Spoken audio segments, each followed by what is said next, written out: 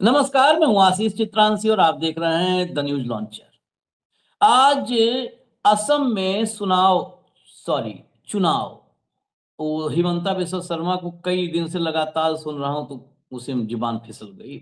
तो चुनाव आज जो है उसमें मतदान वाला काम आज खत्म हो गया। चुनावी प्रक्रिया तो पूरी खत्म होगी मतगणना के साथ, लेकिन मतदान हो गए। मतदान खत्म होते-होते असम में फर्जी वोटर कैसे पकड़े गए और कहां से आए, जो फर्जी वोटर रंगे हाथों पकड़े गए हैं, उनके वीडियोज अब पूरे देश में वायरल है।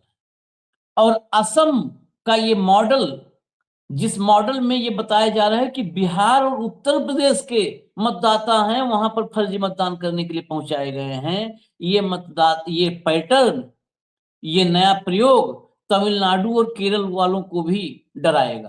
केरल में तो खैर मतदान आज ही हो गया, लेकिन तमिलनाडु में अभी होना है। तो तमिलनाडु में सरकार और डीएमके के कार्यकर्ता सतर्क रहें कि इतने दूर-दूर से जब असम चले जा रहे हैं यूपी बिहार वाले मतदान करने, फर्जी मतदाता बना करके, तो फिर तमिलनाडु भी दूर नहीं। लेकिन ये फर्जी मतदाता पकड़े गए कई जगहों पर।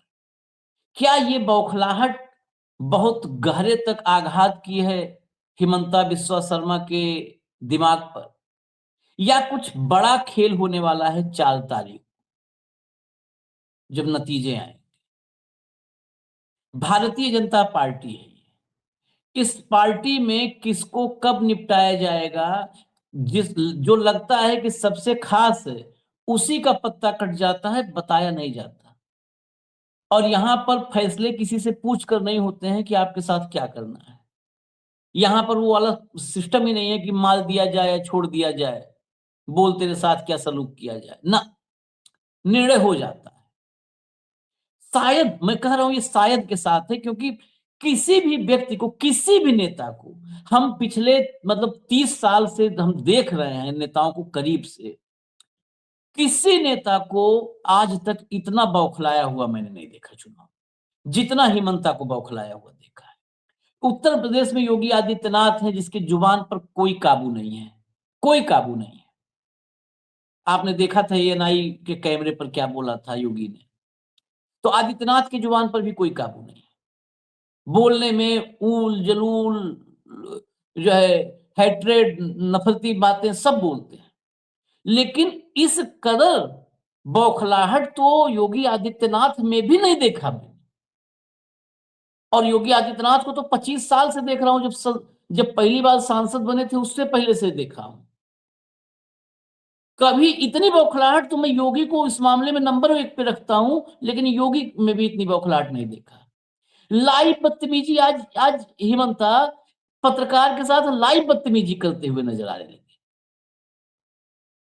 मतलब हमको तुमसे सीखना नहीं है, तुम बदतमीज हो, तुम्हारी भाषा, तुमसे हमारी भाषा अच्छी है। मतलब पत्रकार से बहस कर रहा है कि तुमसे अच्छी है हमारी भाषा।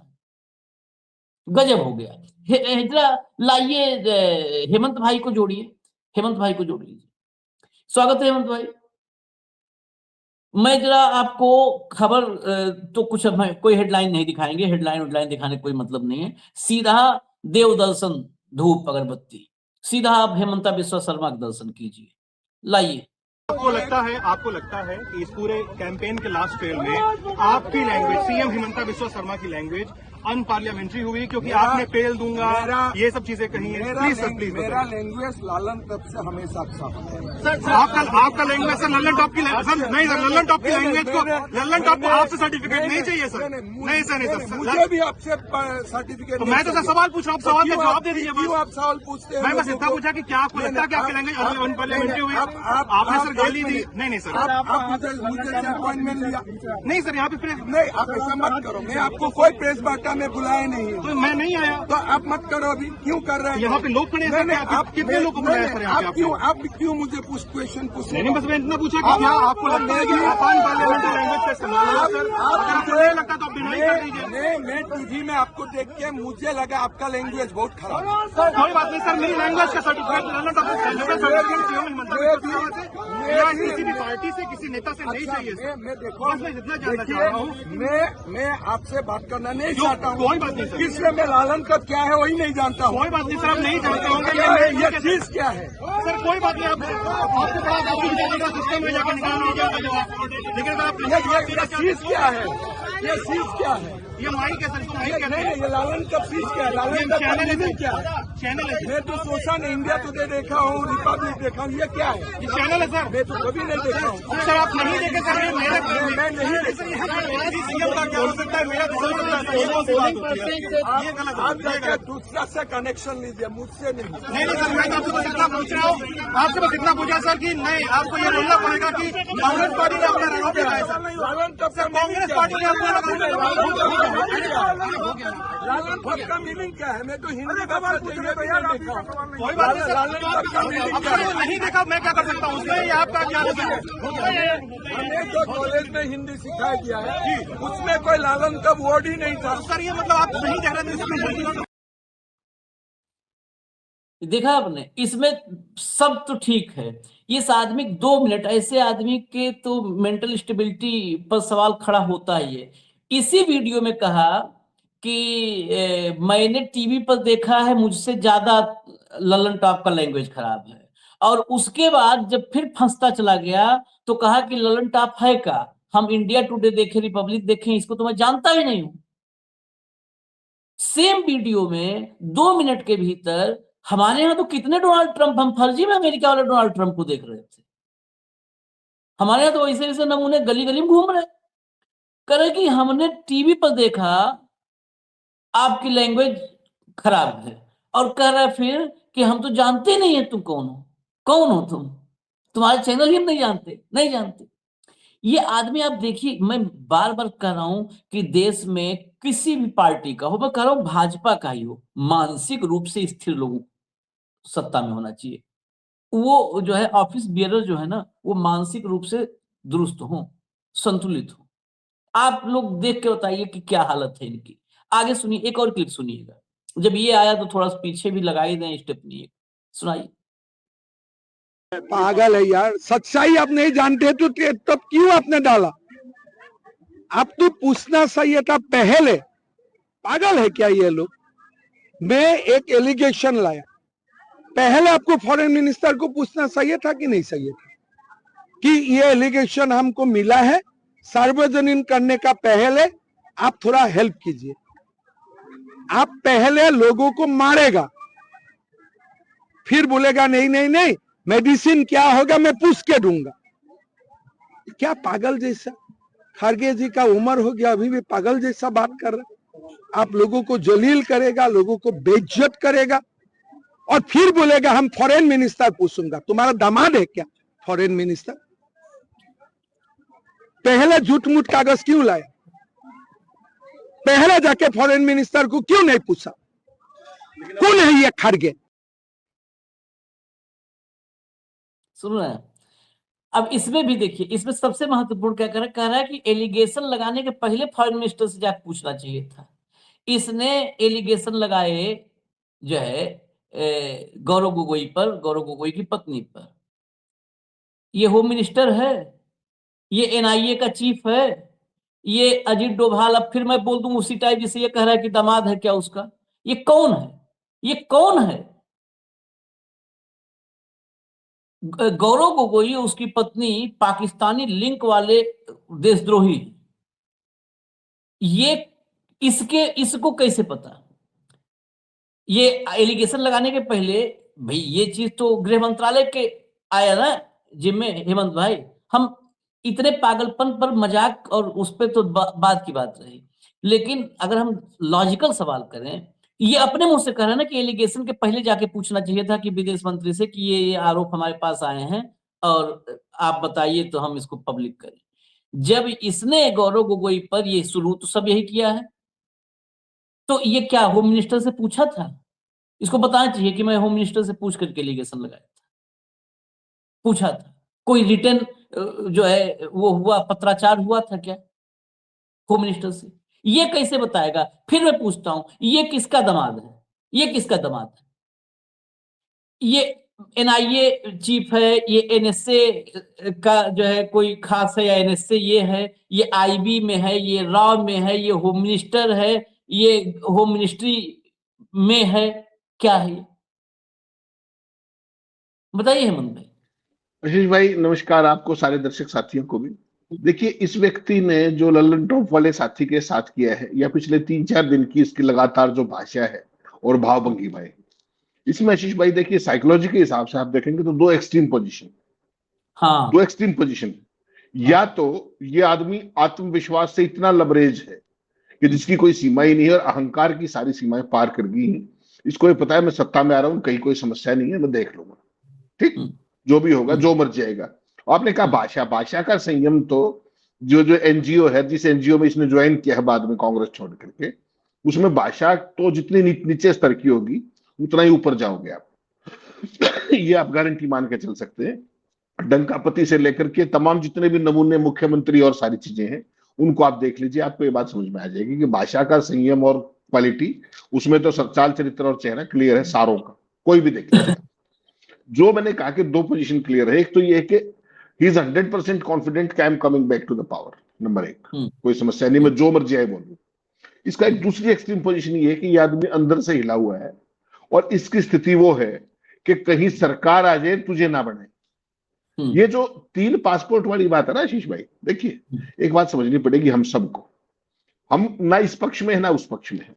मुझे एक बात बताइए, अगर ये तीनों पासपोर्ट वाली बात फर्जी होती, इसको कंफर्म करने में जो एयरपोर्ट पे जो पासपोर्ट ऑफिशियल्स बैठे होते हैं ना, रूटीन वाले, कोई भी उसको एक सेकंड में स्कैन करके बता देगा ये ओरिजिनल है या डुप्लीकेट है, 1 सेकंड लगता है। और सरकार के लिए तो कोई समस्या ही नहीं। क्या सरकार ने, आज चौथा दिन है जब ये पवन खेड़ा ने आरोप लगाए थे, क्या भारत सरकार ने इसकी डिफेंस में कुछ कहा कि नहीं ये पासपोर्ट नहीं है, ये नकली? इसको थोड़ा सा बारीकी से देखिएगा। सरकार के अंदर सरकार चाहती तो क्या इसको 1 मिनट में क्लीन चिट नहीं दे देती? हमने जांच करा ली है और ये ऐसा कुछ भी रिंकी का नहीं कहा ना उन्होंने। कह सकते थे कि नहीं कह सकते थे?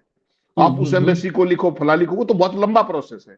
रूटीन में हर एक पासपोर्ट के ऊपर एक स्कैनर होता है, जो उस पे उसको 1 सेकंड में आप स्कैन करो, पता लग जाएगा ओरिजिनल है डुप्लीकेट। 1 सेकंड लगता है। क्यों नहीं किया गया ये? और ये कहता है कि मैंने, इसकी वाइफ ने एफआईआर दर्ज करा दी। ठीक, केंद्र में तो भाई तुम हो, विदेश मंत्री किसी और का दामाद नहीं, तुम्हारा तो साथी है, तुम जांच कराओ ना। तुमने केंद्र से जांच की मांग की क्या? तो अल्टीमेटली मुझे पता है क्या लग रहा है कि जो इस आदमी की डेस्परेशन है ना, बेचैनी है, और जो इसकी ऑफेंसिव भाषा, हालांकि है शुरू से ऐसा ही बोलता है, इसको कोई उम्र का लिहाज नहीं है, किसी के पद का लिहाज नहीं है, उसी टाइप का आदमी है। भाजपा में सारे ही ऐसे छांट के बनाए जाते हैं। तो मुझे लगता है कि कहीं आदमी दिक्कत में ना हो, और बीजेपी में दिक्कत में हो या ना होगा पता कब लगता है? पता है, जब राजनाथ पर्ची लेके जाते हैं और वसुंधरा उस पर्ची को खोलती है और उसको हिचकी आती है एकदम, वो यूं पर्ची देखते ही झटका, याद आपको? और वो एक राज्य में नहीं, वो तमाम राज्यों में हो चुका है। इसके साथ प्लस पॉइंट क्या है? वो प्लस पॉइंट हम सबको मानना चाहिए। जिसका जो प्लस है, जिसका जो माइनस है, हमें सारी बात बता दीजिए। इसका प्लस है अमित शाह से इसकी दोस्ती। क्यों? क्योंकि इसको आप असम तक सीमित मत कीजिए, ये पूरे नॉर्थ ईस्ट इसको आउटसोर्स कर रखा है इस समय, और अब से नहीं, लंबे समय से पूरा नॉर्थ ईस्ट इसके पास आउटसोर्स है। सीएम बनाने से पहले भी इसके पास आउटसोर्स था। जो नॉर्थ ईस्ट के अंदर जो बीजेपी का जो खेल किया गया है, वो सारा this man is instrumental in that. लेकिन भाजपा में एक चीज और भी होती है, जब कोई व्यक्ति लाइबिलिटी बनने लगे ना, बेताल को कैरी नहीं करते, वो 1 मिनट में उठा के डंप कर देते हैं। चुनाव तक की दोस्ती ठीक है, अगर वो आरोप सच मिल गए 3 पासपोर्ट वाले, फिर तो अकेले इनको नहीं, फिर तो पूरी भाजपा को मुंह दिखाना मुश्किल हो जाएगा, टॉप से बॉटम, कि ऐसे व्यक्ति जिसकी पत्नी के पास 3 पासपोर्ट थे और वो मुख्यमंत्री रखा, तो बहुत बड़ी गंभीर चिंता हो जाएगी। तो ये दोनों ही पक्ष देखने पड़ेंगे। रही बात जो लल्लन टॉप वाली आपने दिखाई, कोई भी सीजनड या मैच्योर पॉलिटिशियन, मुख्यमंत्री तो बात ही छोड़ दो, बहुत बड़ा पद होता है, कोई भी व्यक्ति किसी पत्रकार साथी से इस तरीके से बहस करता है कि जो जर्नलिस्ट साथी सवाल पूछ रहा था ना, तो उसको मुख्यमंत्री बनना है, ठीक ना, भाजपा में उसको कोई पद चाहिए, और ना इस भाई को लल्लन टॉप का सीईओ बनना है या संपादक बनना है। इस तरह की जिदेबाजी कौन करता है? एक चिड़ा हुआ आदमी, एक खिसियाया हुआ आदमी, एक खींचा हुआ आदमी। अगर इसकी चाल पे चलते आप, और पवन खेड़ा तो अब तक ठोक चुका होता है अंदर, ये ठीक कह रहा है, गलत नहीं कह रहा था, और ये पवन पेड़ा भी बना देता, इसमें भी शक मत मानिएगा, क्योंकि ये अकेला संघी नहीं है, संघी मूल रूप से कायर होते हैं, लेकिन ये बेसिकली कांग्रेस से निकला हुआ व्यक्ति, तो इसके अंदर वो उस तरह का मिस एडवेंचरिज्म भी है कि ये एक्सट्रीम पोजीशन वहां जा सकता है। आज दो उस पे है ना, पुराना कांग्रेसी और नया नया संघी, तो उसके बीच के व्यक्ति इसी तरीके से मेंटल बैलेंस को लूज करता है, एक बात तो ये ध्यान रखिएगा। और पूरे चुनाव के अंदर जो इसकी परिस्थिति रही है, जो इसने चुनाव के बिल्डअप के दौरान आपने देखा होगा, और वो जो पिक्चर देखी थी बीजेपी की वेबसाइट के ऊपर, जिस तरीके से वो एक अल्पसंख्यक को टारगेट कर रहा था राइफल के साथ, वो कोई छोटी बात थोड़ी थी। अगर इस देश के अंदर कोई कानून व्यवस्था होती तो देश के सुप्रीम कोर्ट में गई थी केस, 1 मिनट के अंदर इसको बर्खास्त कर देते। लेकिन तब तक आपको ये मानना पड़ेगा कि तब तक केंद्र कहीं ना कहीं इसके साथ था, ये मानना पड़ेगा आपको।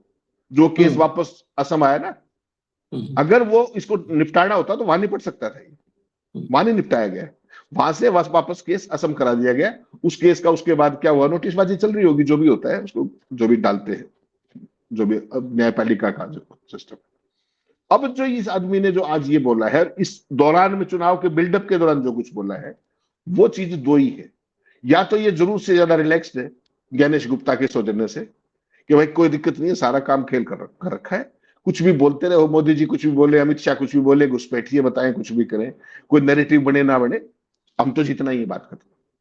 और जिस तरीके के सर्वेस दिखा रहे हैं ये सारे पोमेरियंस, उसमें भी वो चीज स्टेब्लिश होती है कहीं ना कहीं, असम की तो पहले दिन से क्लियर है। तो एक चीज तो वो है, और दूसरी ये है कि वैसा हो रहा हो कि असम में सरकार रिपीट हो रही हो और इसको सीएम ना बनाया जा रहा हो, फिर ये कष्ट हो सकता है। जो ये इसकी आवाज में जो इसका बनाया हुआ जो सारा रूप आप देख रहे हैं, जो बौखलाहट है, 2-3 एग्जाम्पल दिमाग में रखने होंगे। एक तो सिर्फ ये अमित शाह का दोस्त नहीं है, दोस्ती उस्ती तो कोई फॉर्मूला ही नहीं, नहीं, वहां दोस्त का कोई खाता ही नहीं है, पार्टनर है, मैं बता दूं, पार्टनर, ये है पार्टनर। लेकिन यहां पर पार्टनर भी कितने दिन की पार्टनरशिप रहनी और पार्टनरशिप में तुम्हारा क्या रहेगा, ये पूछा नहीं जाता है कि पार्टनर से सलाह लेना। एक और पार्टनर की बहुत चर्चा थी और आपने भी सुना होगा, महाराष्ट्र का मामला तो भाऊ के जरिए, तो उसमें बहुत सारी इनपुट्स थी। एक और पार्टनर थे सिंधे के बेटे के साथ एक ज्वाइंट वेंचर, मतलब अब समझ लीजिए कि इससे ज्यादा क्या हो सकता है। जब आप पार्टनरशिप में आ गए किसी धंधे में, तो ज्वाइंट वेंचर में कुछ चीजें ऑपरेट हो गई थी। क्या हाल कर दिया सिंधे का, सीएम से डिप्टी सीएम बना दिया, और डिप्टी सीएम बना करके आज सिंधे की फाइलें जो है वो चली जाती हैं फडणवीस के पास, वो अपने पास फाइल मंगवा करके लो। कैबिनेट की बैठकों में आज बहिष्कार कर रहे हैं, नहीं जा रहे हैं, कोई फर्क नहीं है। अभी विधानसभा में आप कल्पना कीजिए, सीएम के बगल में बैठा डिप्टी सीएम विधानसभा में खड़ा होता है और कहता है कि लोकतंत्र की ऐसी हत्या कभी नहीं हुई थी जो महाराष्ट्र में हुई है। ये शायद खबर आपने नहीं देखी होगी हेमंत भाई। डिप्टी सीएम खड़ा होता है विधानसभा में और सीएम बैठा होता है बगल में, और डिप्टी सीएम कहता है कि ऐसा भारत में कभी लोकतंत्र की ऐसी हत्या नहीं हुई होगी जैसे हुई है। ये जिला पंचायत में बीजेपी के पास बहुमत नहीं था, और बाकी सब वहां पर तो एक एक जिले में अलग अलग गठबंधन बने हैं ना, निकाय चुनाव में। महाराष्ट्र में तो गजब हुआ, हर जिले में एक अलग गठबंधन है, कोई किसी के साथ बना लिया है। तो बीजेपी के पास बहुमत नहीं था, और बाकी शिवसेना, शिंदे और बाकी सब एक साथ थे, वो बनाने की पोजीशन में थे। किया क्या कि जितने जो जिला पंचायत, उसमें जितने वो मतदाता होते हैं जो निर्वाचित होकर आए, सदस्य वगैरह मतदाता होते हैं, उनमें से एक नंबर सेट किया कि इतने नंबर अगर इनको नहीं वोट डालने गए तो नहीं बना पाएंगे, हमारा बन जाएगा। उठा के जेल में डाल दिया पुलिस ने, छांट करके जिनको मतदान करना था सबको उठा के जेल में डाल दिया। तो उससे बौखलाए हुए। अब सोचिए सिंधे की पार्टनरशिप, बहुत सारी उसमें बहुत किस्सा है। एक बीसीसीआई से जुड़ा हुआ, मुंबई जो है क्रिकेट एसोसिएशन से जुड़ा हुआ व्यक्ति, वो चल रहा था अमेरिका में, क्रिकेट चल रहा था, वहां पर एकाएक हार्ट अटैक से मर गया था। पता चला कि बहुत लोग कई हफ्ते नहीं सोए, क्योंकि जो पता ही नहीं चला कि वो जो बाकी सामान कहाँ पे रख के गया आदमी। तो ये सारी बहुत चीजें, तो ऐसे घटनाक्रम में इशारे में बहुत लोग समझ गए होंगे इस मामले। तो ऐसे बहुत सारी चीजें हैं कि यहाँ पर ये नहीं होता है कि आप पार्टनर हो तो आप फॉर ग्रांटेड ले लोगे, हमेशा नहीं, रहोगे। नहीं, हमारा बस हो गया काम, तुम्हारा खत्म, काम खत्म, खत्म काम खत्म। Simply use and throw, discard. Throw भी नहीं, एग्जैक्टली। थ्रो नहीं होता यहाँ, डिस्कार्ड होता है, डब। डन एंड डस्टेड बोलते हैं अंग्रेजी में, निपटा दिया, डन एंड डस्टेड, वो चीज होती है, बहुतों के तो साथ वो हुई। लग रहा है, वो डन एंड डस्टेड टाइप लग रहा है इनके जुबान से और इनके बयान से। जरा देखिए अगला वीडियो लाइए जरा, फर्जी वोटिंग वाले सब मतदान जो पकड़े गए हैं, ये वीर मतदाता, ये देखिए, सुनिएगा ध्यान से। ये लेडीज जो है मेरा वाइफ का नाम पे बोगस वोट मारने आई है। देखिए फोटो मत कीजिए, फिर आप लोग पैसा ले आप लेडीज आराम से रहिए, हल्ला नहीं कीजिए। दिया कौन है बताइए, कौन दिया बताइए, हम बोल रहे हैं फोटो दिया मत कौन है कीजिए। बताइए ना आप। फोटो मेरा हस्बैंड ला के दिया है। आपका हस्बैंड कौन है, नाम क्या है? विक्की कुमार है मेरा हस्बैंड का नाम। विक्की कुमार हम है। अरे भाई हम तुम्हारे शादी किए हैं, हम तुम्हारे शादी किए हैं। दिमाग मत लगा। गजब भैया, विक्की कुमार हम है। कौन दिया है, कौन दिया? मेरा बात सुनिए, अच्छे से बता मेरा बात सुनिए, पहले सुनिए। याप है, याप मेरा बात है, याप पहले है, सुनिए, याप है। हम पूछ रहे हैं उसका जवाब अच्छा, इनका ओरिजिनल ये है। ज्यादा कर रहे, सुनिए। मेरा बात सुनिए। लेकिन देखिए जज्बा, ये पीछे इन सबको भी पता है कि पीछे ताकत है, वो भिड़ी रही और वो बार बार कहते रहे कि ये आप हैं, ये बता दीजिए। वो ये नहीं कर रहे कि हमारी बात सुनिएगा, हमारा फोटो मत खींचिए, बस आप हमारी बात सुनिए, फोटो मत खींचिए। और वो विक्की कुमार हमारे प्रतिनिधि सामने ही विक्की कुमार खड़ा है, कह रहे कि हम तुमको दिए हैं, ये हम विक्की कुमार, हम तुमसे शादी किए हैं। ऐसे ऐसे पकड़े गए। ये तो जो पकड़े गए हैं, तो कहीं कहीं ऐसे होता है कि हत्थे चढ़ गया। अब वो विक्की कुमार वहीं पहुंच गया था, उसकी पत्नी का वोटर आईडी लेकर के ये वोट डाल रही थी। आगे चलिए, अगला क्लिप लाइए।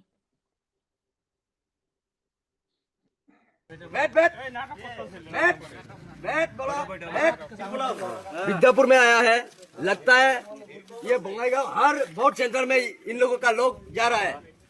ঠিক সজাগতা হবলৈ প্ৰতিটো বুথ চেণ্টাৰত আপোনালোকে ভালকৈ লক্ষ্য কৰক। হয়তো এনেকুৱা বিহাৰৰ পৰা আহিছে, সিহঁতে কৈ আছে बिहार पर पढ़ा लिखा है, ये पढ़ा लिखा है, इसलिए बिहार से बंगाईगांव लेके आया, फिर विद्यापुर में लेके आया। इनका वोट है, इसका नाम है राजेश शाह। पूरा डिटेल, पूरा लंबा है, पूरा डिटेल बताया है। ये बिहार से गए हैं, नाम और पूरा डिटेल बताया है वीडियो में। ये है असम का, ये सैंपल है, सैंपल है। वो जो है आईएएस से बदतमीजी कर रहा था, जो आदमी चुनाव आयुक्त के रूप में बैठा हुआ। जरा यहाँ पर भी बात कर ले, या लागू नहीं, ये तो उसी की तो उपज है भाई साहब, ये इनोवेटिव मॉडल उसी का है। देखिए राजीव अग्रवाल ने जो मॉडल दिया था, उसकी फर्दर एक्सटेंशन में नई नई इनोवेशन और रिसर्च लेकर के आई है। उसमें क्या था, कहीं पर बड़े पैमाने पर वोट काट दो, कहीं पर बड़े पैमाने पर वोट जोड़ दो। काटी कहां थी? हरियाणा में। जोड़ी कहां थी? महाराष्ट्र में, अभूतपूर्व ढंग से। अब जब उस सारे में लगा कि यार ये दोनों ही चोरी पकड़ी गई, राहुल गांधी ने 4 प्रेस कॉन्फ्रेंस कर दी, डॉक्यूमेंटेशन कर दी सारी की सारी, तो फिर नई टेक्नोलॉजी आई SIR।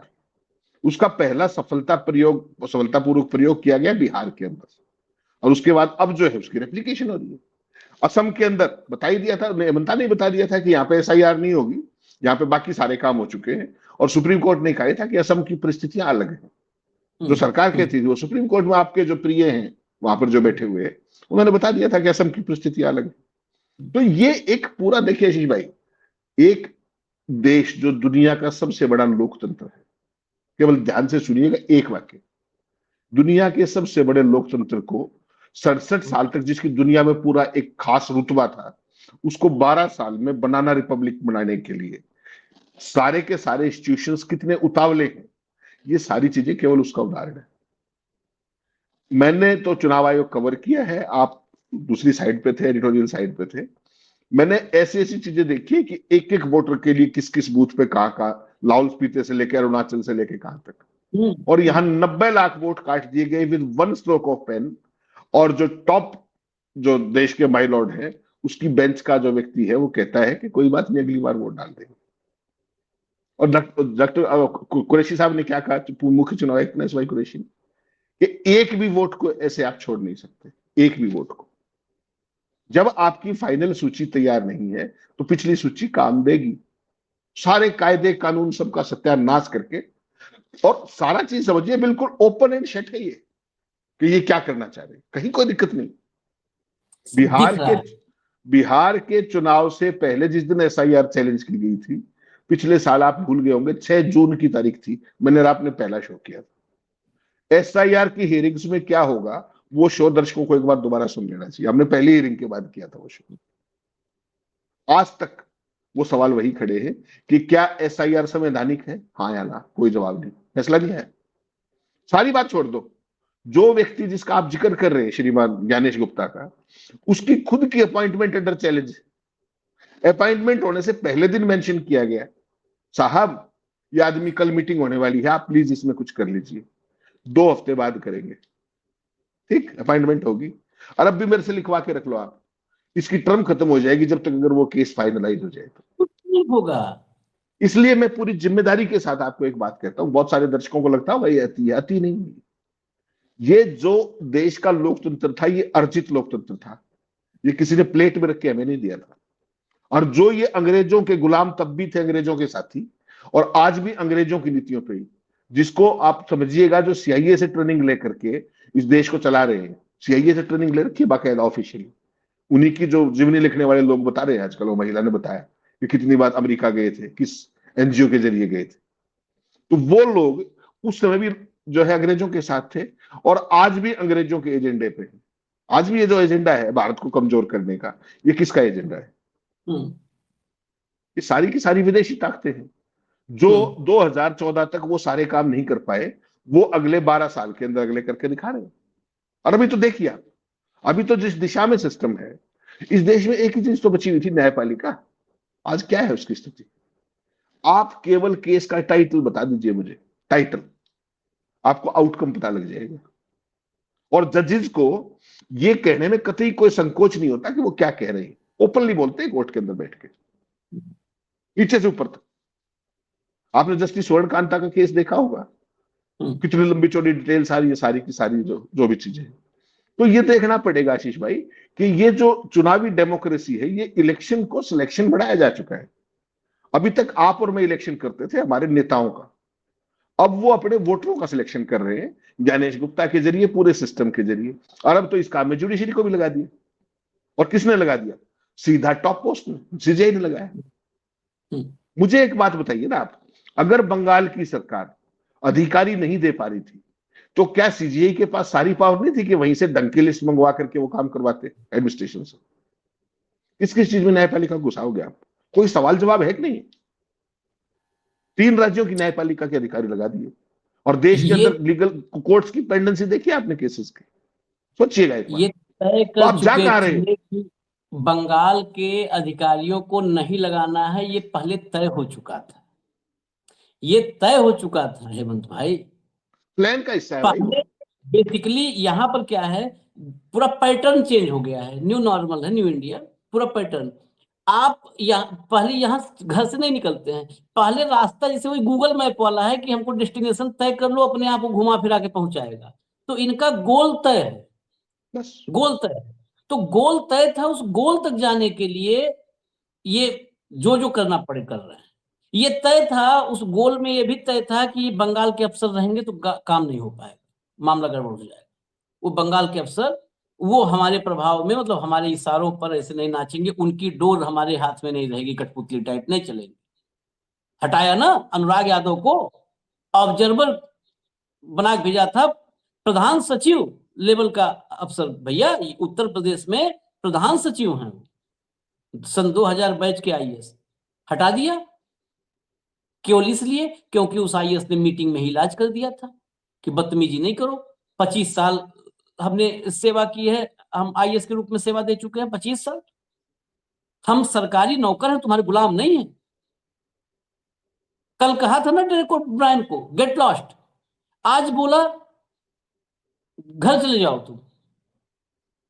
और किस बात पर? जो बाहर खबर आ रही है कि वो बूथ के डेटा मांगा, वो बूथ के डेटा में कुछ क्षण लग गए वो कागज देखने में, तो कहा कि इतना टाइम लगेगा, मतलब जुबानी याद नहीं है। ये आदमी कह रहा है, जो आज की तारीख में हमने कार्यक्रम खुला चैलेंज दिया है कि 2 दिन ले लो, 3 दिन ले लो, बस इतना जवाब दे दो, छोड़ो तो डेटा तो गिनती है, नंबर्स है, इतना बता दो कि एसआईआर किसके आदेश से हो रहा है, बता दो जरा। बता तो दिया, प्रिंसिपल सेक्रेटरी ने बता दिया भैया, चुनाव आयोग के, क्या हमने ऑर्डर नहीं किए। वही उसके बाद भी आपको क्या दिक्कत है आपको? नहीं किए, इसीलिए तो पूछ रहा कि फिर किसने दिया। आप क्यों पूछ रहे हो? अभी आपको अब हेमंता बिस्वा शर्मा समझा के हटे कि मैंने आपको बुलाया नहीं, आप मेरे से सवाल क्यों पूछ रहे हैं, नंबर 1। ठीक, दूसरा क्या कह रहा है कि मैं ललन टॉप को जानता ही नहीं। आप प्रेरणा लीजिए इन लोगों से, भाई सवाल ऐसे नहीं पूछ सकते आप हिंदुस्तान में। एक पत्रकार की भी लिमिट है, वो ये कि वही पुलिस बिठा लेगी, 4 गाली दे देगी, 2 लाठी मार देगी, नहीं तो इसको कहना चाहिए था तत्काल 2 लाठी कीमत पे भी, कि फिर ऐसा करो कि तुम चुनाव प्रचार छोड़ दो, जाओ तुम जो है हिमांता जनरल स्टोर खोल के बैठ जाओ, धनिया मिर्चा बेचो, किराना दुकान तुमसे नहीं पूछेंगे हम, जाओ किराने की दुकान खोल लो। पॉलिटिकल आदमी हो तुम, सार्वजनिक जीवन में हो, डेमोक्रेसी में आप राजनीति कर रहे हैं, तुम्हारा इनविटेशन तुम हल्दी चावल दोगे हमको बुलाने के लिए, तुम नहीं बुलाओगे तो हम नहीं आएंगे। अरे मुंह पे माइक लगा के तुमसे पूछेंगे, तुम्हारी हैसियत कैसे है कि कह दोगे कि हम बुलाए नहीं तुमको। छोड़ो सार्वजनिक जीवन, हटो राजनीति से, जाओ धनिया बेचो, मिर्चा बेचो, नहीं पूछेगा आदमी, तुम्हारी प्राइवेट लाइफ हो जाएगी। सार्वजनिक जीवन में जब आप गए पॉलिटिक्स में, आपको सवाल का जवाब देना पड़ेगा। ये लोग इतने अहंकारी हो गए, इस देश में एक से एक स्टालवर्ड, एक से एक बड़े नेता हुए हैं, एक से एक बड़े नेता। पत्रकार कड़वे से कड़वा सवाल पूछता था, कड़वे से कड़वा। अब तो सवाल तो पूछे ही नहीं जाते हैं, सवाल पूछे ही नहीं जाते हैं। एक ने पूछ लिया तो देखो ये क्यों हो रहा है हेमंत भाई, इनको सवाल सुनने की आदत खत्म हो गई। एग्जैक्टली ऊपर वाले से आज तक किसी ने सवाल किया है क्या? जो नंबर 1 पे बैठा हुआ है, आज तक सवाल का जवाब दिया किसी ने? पूछा? हाउस का सेशन शुरू होता है, हाउस में आते हैं, 12 मिनट का राष्ट्र के नाम संबोधन करते हैं। मीडिया कितनी दूर होता है पता है? 80 मीटर दूर, 70 मीटर दूर। और कभी कोई सवाल का जवाब दिया आज तक? बता दीजिए एक सवाल का।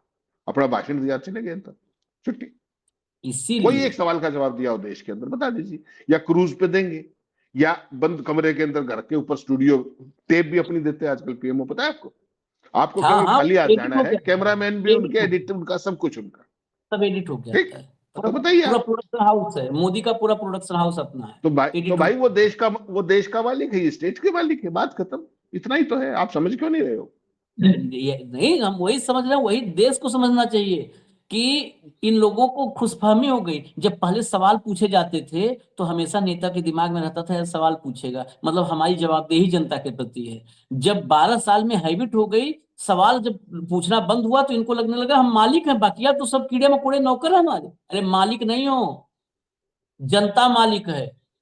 जनता के रहमो करम पर तुमको कुर्सी बिठाया गया है। इतना जो अहंकार, पाताल से खोज निकालूंगा, सुनाव के बाद सुनाव कर दूंगा, तुम्हारा सुनाव जनता 2 मिनट अगर खाली जाग जाए तो तुम्हारा सुनाव तो ऐसे जगह हो जाएगा कि तुम सुनाव ही सुनाव खोजते फिरोगे देश भर में। सुनाव कहाँ हो रहा है? सुनाव जहां जहां सुनाव होगा वहीं वहीं भटकोगे, ऐसे गोल गोल। वो जो एक पिक्चर में कौन ऊंचे टीले का छोटा पुजारी पंडित था, उसी टाइप घूमोगे ऐसे भन भन भन भन, सुनाव खोज खोज के। धमकी दे रहा है पत्रकारों से बदतमीजी। चलिए खैर, हिम्मत किया, सवाल पूछा, अच्छी बात है। ऐसे ही सब सवाल पूछें तो ये लोग आदत पड़ जाएगी, 15 दिन में, एक पखवाड़े में आदत पड़ जाएगी सवाल का जवाब देने की इनको। ऐसा भी नहीं है, आदत छूटने में टाइम नहीं लगता है। हमें इजाजत दीजिए। धन्यवाद हेमंत भाई, बहुत बहुत धन्यवाद, नमस्कार।